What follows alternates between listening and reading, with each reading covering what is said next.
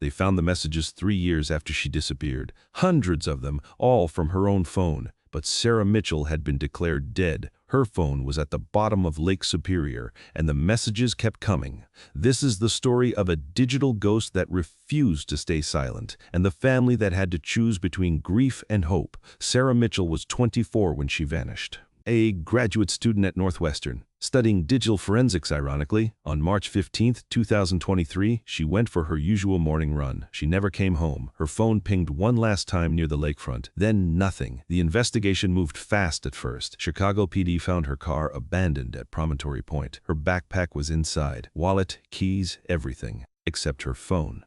Divers searched for weeks. The lake was freezing. Visibility was near zero. They found her phone on day 17, 40 feet down. Water damage made it useless. But the last GPS coordinates told a grim story. Sarah had been standing at the water's edge. Then her phone went in. Then silence. The official conclusion came 6 months later. Presumed dead. Likely suicide. Her family refused to believe it. Sarah had no history of depression. She'd just been accepted to a PhD program at MIT. She'd talked to her mom the night before. They'd made plans for Easter. But without evidence of foul play, the case went cold. Her parents held a memorial service that September. 200 people came. Friends shared stories. Professors praised her brilliance. Her little brother couldn't speak.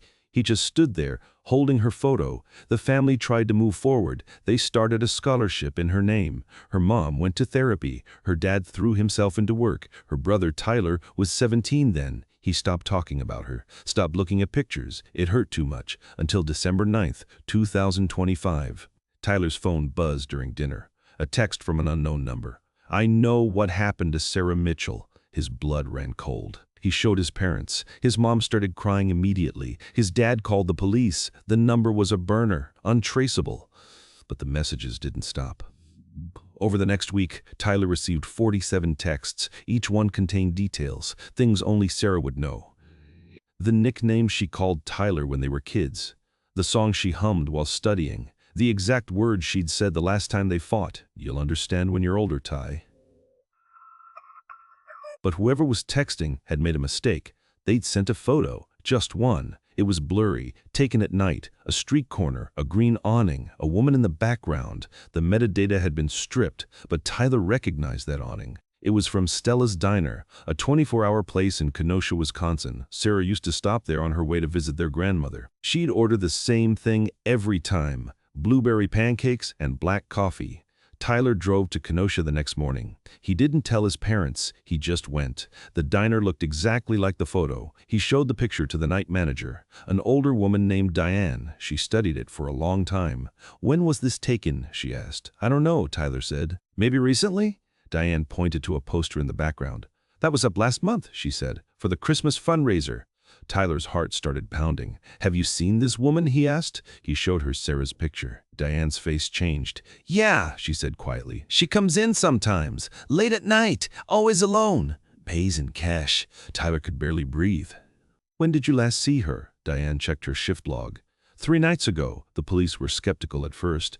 Mistaken identity, they said, happens all the time, but they agreed to review the diner's security footage, and there she was, Sarah Mitchell, alive, walking in at 2:17 a.m., ordering blueberry pancakes, sitting in the corner booth. She looked different, shorter hair, thinner, but it was her. The lead detective, Maria Santos, couldn't believe it.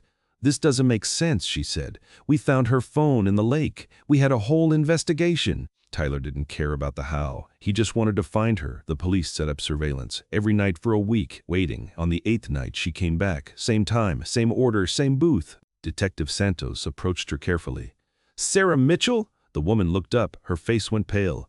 "You need to come with us," Santos said. Sarah didn't resist. She just nodded, like she'd been expecting this. At the station, she sat in silence for 20 minutes. Then she finally spoke. "I'm not who you think I am." Her voice was different, flatter, emotionless. "What does that mean?" Santos asked. "My name is Emma Reeves," she said. "I've never heard of Sarah Mitchell." But the fingerprints didn't lie. Neither did the DNA. She was Sarah Mitchell. Legally, biologically, she just didn't remember. Over the next few hours, a horrifying story emerged. Sarah had no memory of her life before March 15, 2023, the day she disappeared. She woke up in a hospital in Gary, Indiana. No ID, no phone, no idea who she was. A nurse found her wandering near the highway, confused, disoriented, bleeding from a head wound. They ran her fingerprints. Nothing came up.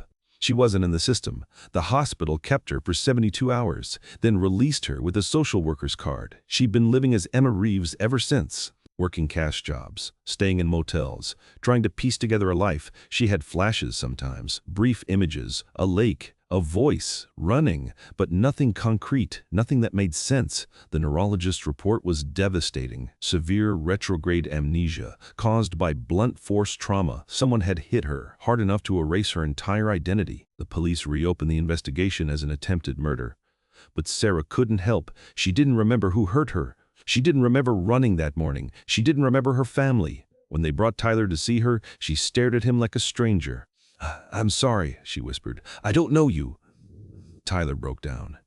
His parents were numb. They grieved their daughter, buried her memory, moved on, and now she was back. But she wasn't really back. The person they loved was gone, replaced by someone who looked like her, sounded like her, but had none of her memories, none of her warmth. The texts, they discovered, were from Sarah herself, or Emma, or whoever she was now. She'd been having dreams, fragments of memories. She didn't understand them. But she'd started Googling the names, the places, and she found news articles about Sarah Mitchell, missing, presumed dead. She saw the photos, recognized her own face. It terrified her. But something inside her needed to know the truth, so she started reaching out, hoping someone would connect the dots. The investigation into who attacked her hit wall after wall. No witnesses, no suspects.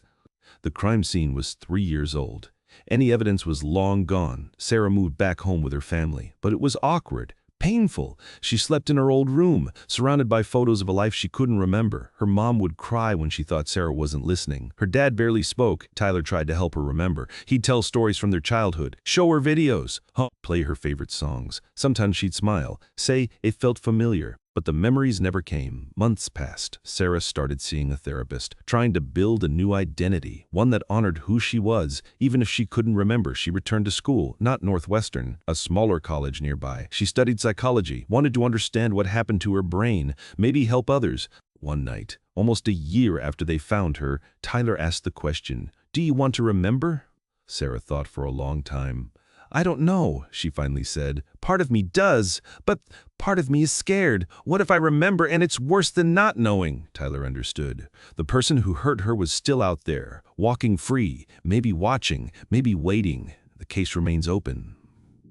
Detective Santos still follows leads, still hopes for a break. But as time passes, the chances grow slimmer. Sarah's family has learned to live with uncertainty. They celebrate the fact that she's alive, even if she's different. Even if the Sarah they knew is gone. Tyler says it's like having a twin sister he never met. She looks the same. Maybe survival is enough. Sarah's story raises questions we'd rather not think about. How much of us is memory? If we lose our past, are we still ourselves? And what happens when the people who love us can't let go of who we used to be? There are no easy answers, just a family trying to find normal in impossible circumstances. Last month, Sarah started a blog, writing about life after amnesia. The posts are raw, honest, heartbreaking. But they've connected with thousands of people, others who've lost themselves and had to rebuild, families navigating similar pain. Her most recent post was titled, "The Messages I Sent Myself." In it, she wrote about those texts to Tyler, how scared she was, how desperate, how she'd been reaching out to a family she didn't remember, but somehow knew she needed. "I don't remember loving you," she wrote, "but I'm learning to love you now," and maybe that's its own kind of miracle. The police still get tips occasionally. Someone saw something that night. Someone heard something, but nothing has panned out. Whoever hurt Sarah covered their tracks well. For now, the focus is on healing, on building a future, on accepting that some questions may never be answered. Sarah's mom keeps a journal now, writing down memories for her daughter, stories from before, hoping that someday, somehow, it might spark something. Her dad installed new locks on all the doors, security cameras, motion sensors. He won't say it out loud, but everyone knows he's terrified someone will come back, finish what they started. Tyler graduated high school, got into college, but he stayed local. He couldn't leave her. Not again. Sarah's 28th birthday is next month, her first one since coming home. They're planning a small party, just family. She requested blueberry pancakes because even though she doesn't remember why, they feel like home. Her therapist says that's progress, muscle memory, the body remembering what the mind cannot. Small victories. There are hard days still. Days when Sarah wakes up crying, not knowing why. Days when she looks at her family and feels nothing but guilt. Guilt for not remembering. Guilt for not being who they want her to be. But there are good days too. Days when she laughs at one of Tyler's jokes. Days when she helps her mom cook dinner. Days when she feels almost normal. The blog has grown. Over 50,000 followers now. People share their stories in the comments. Trauma survivors, amnesia patients, families torn apart by violence. Sarah reads every single comment, responds to as many as she can. It gives her purpose, a reason to keep going. Last week she got a message from a neurologist in Sweden. He specializes in trauma-induced amnesia. He thinks he might be able to help. There's a new therapy, still experimental, but it's shown promise. Sarah is considering it, but she's scared too. What if she remembers and wishes she hadn't? What if the truth is worse than the mystery? Her family is leaving it up to her. They've learned not to push, to let her find her own way. Tyler told her something last night. Whether you remember or not, he said, you're still my sister, and I'm not going anywhere. Sarah cried, and for the first time since coming home, she believed him. This story doesn't have a neat ending, because real life rarely does. Sarah is still searching, still healing, still hoping. The person who hurt her is still out there. Justice is still waiting. But Sarah Mitchell is alive, and that has to count for something. If this story moved you, if it made you think, hit that subscribe button. Because some mysteries matter more than the answers we seek.